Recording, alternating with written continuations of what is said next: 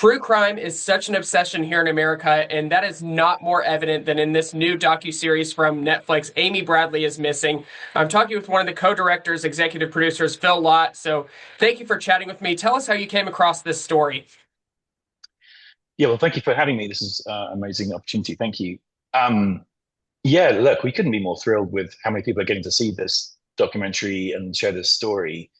There are many, many stories out there which are awful and tragic and have real questions about them, real mysteries about them.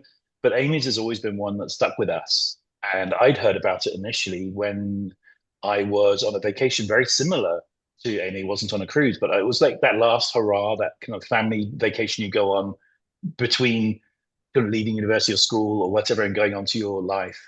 And Amy is only 3 weeks older than me. So it really hit me at the time when I heard it. And I think I read it in a paper when we were on vacation. And as a documentarian, and especially in true crime, we hear about these cases and we track them and we listen to what's out there and we understand sort of the kind of the mysteries, the theories that people have. And Amy's just was one that just never went away, and it always stuck with us. I mean, I think right at the core of it, you have this very first central question, which is almost like if you were pitching an escape room. It's like, well, you got somebody in this bedroom. There were three other people in it in this cabin on the ship, and so at some point in the night, this person disappears. How? And our heads just started racing.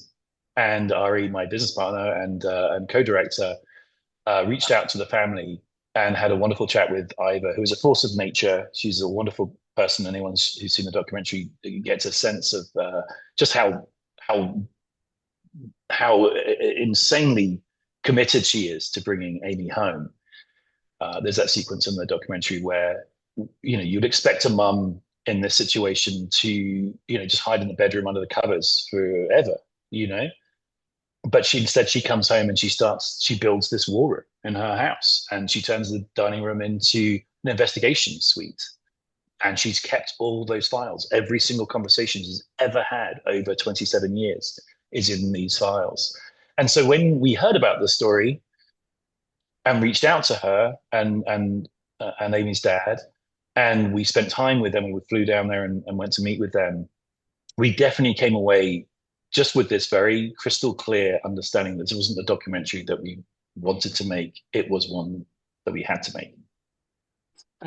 Amazing documentary work. I mean, like you said, 27 years ago to now, this story is getting such renewed interest across the world as people are watching it. What was that process like, kind of getting the family to say yes, to agree to do these interviews, these exclusive interviews with you guys that are so important to this storytelling? It's all about trust and it's a responsibility that we have, and it's something that we have to earn. And there's a lot of mistrust of Hollywood, and I'm not from around these parts initially, as you can tell.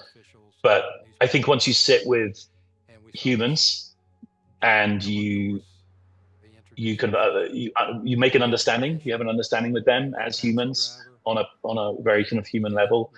Um, I think they understood that we had our hearts in the right place, and we really desperately wanted to tell the story and wanted to do right by them.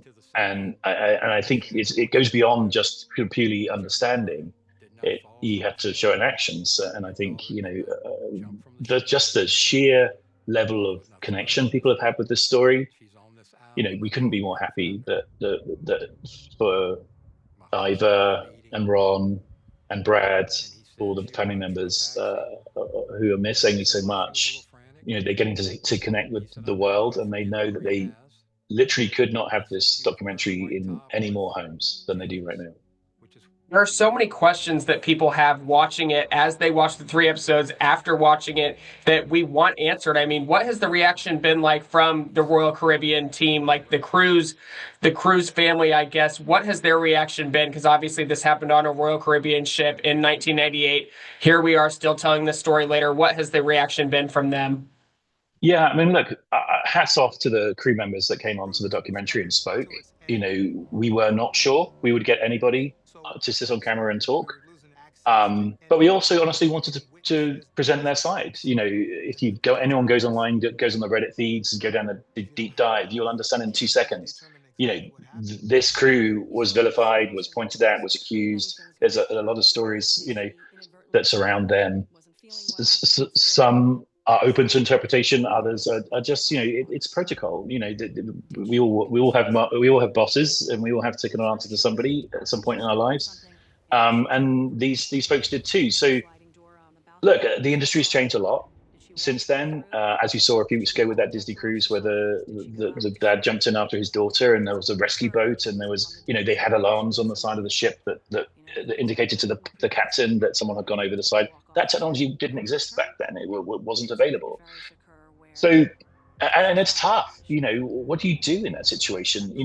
How many times did a crew on a cruise ship, imagine a fun party cruise ship, wake up on a day after, and someone's, grandma's gone the wrong way and they're at the end of the ship, or dad's gone to get a coffee, and you don't stop the ship for those things, and it's probably 99 times out of 100 it turns out to be nothing, or probably 99, probably even better, worse odds or better odds, I can't remember, figure it out, but 1,000 times out of whatever, it turns out to be nothing, or someone just had a couple of drinks too many and they slept it off on a bench at the front of the ship.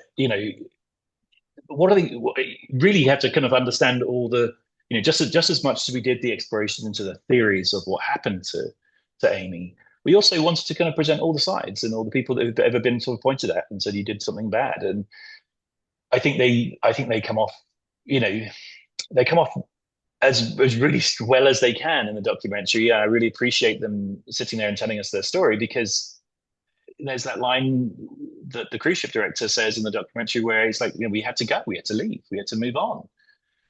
You've got 2,400 people who've all paid a lot of money and saved up for years to be on this thing, and there's no crime scene. Effectively, it's not like a lot of our documentaries where there's, a bathroom which the police have taped off, and there's police cars all around and helicopters flying up. There's no crime scene. The ship has moved. There's no witnesses. It's tough for them, but that's also part of the mystery. Because it feeds into the idea that, well, what should they have done? What would I have done? And I think any single person here watching the documentary today would say, if I was that family, I would have pushed that boat physically from the dock. And I think everybody understands that.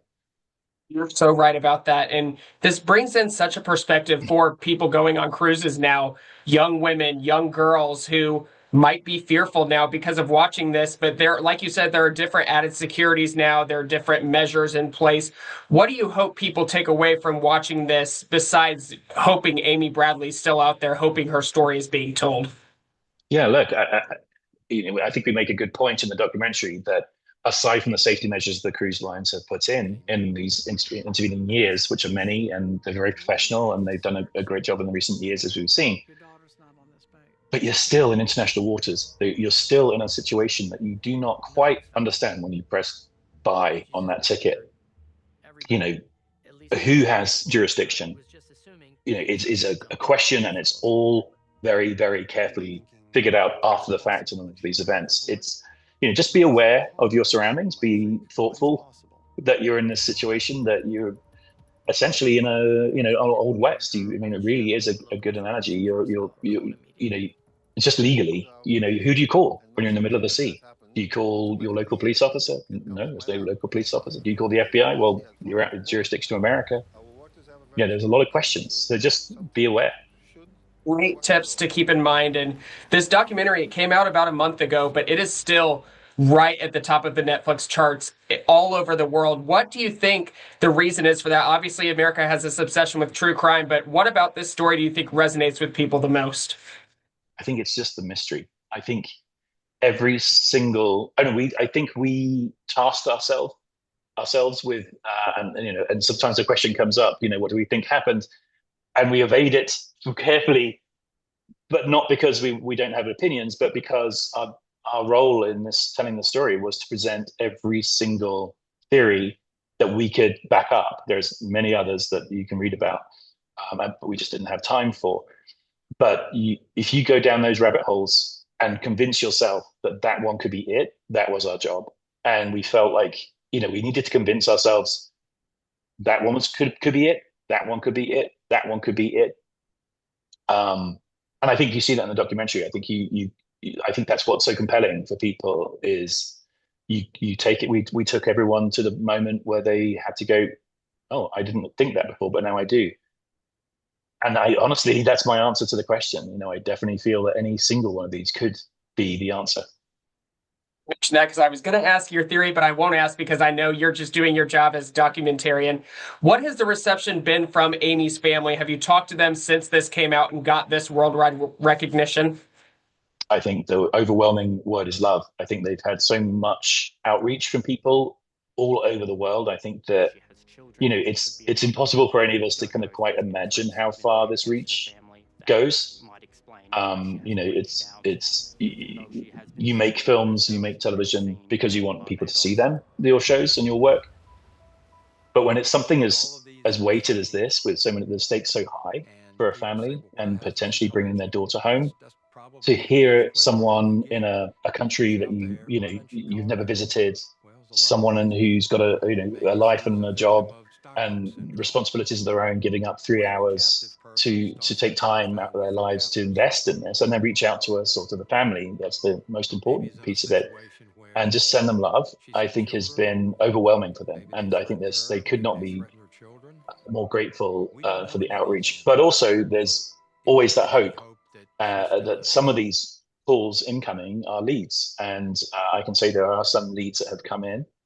Obviously, they have to be checked out by the authorities, investigators, and all those things. And you're never quite sure when a lead comes in if it's a lead or if it's just an interesting point. But that's the goal of this documentary. That's the promise we made to this family, to this wonderful family, and we couldn't be more hopeful that something comes from it. Certainly the adjective that comes to mind as well. I can't tell you how many friends, coworkers, and family members that I've told to watch this. How do you follow up your next project after Amy Bradley is missing? I mean, how do you continue to keep the conversation going on a scale like this? It's a good question. We're always looking for great stories. We're always looking for important stories to tell. But I think what unites everything that we've done, everything that we want to do, it's all about heart and it's about connection and understanding other people's perspectives, understanding the world in a different way, and also just that being something that is lives beyond a show. I don't think anything we make has ever been something you don't come away from having a think about. And I just couldn't be more grateful that Amy's story has touched so many people's lives and has people talking. That's the most important thing. Well, Bradley has become a household name, and you are to thank for that. I know the family would thank you as well. Watch all three episodes of Amy Bradley is Missing, now streaming on Netflix. Thank you so much, Phil. Thank you so much. I really appreciate your time. Thank you. Yeah.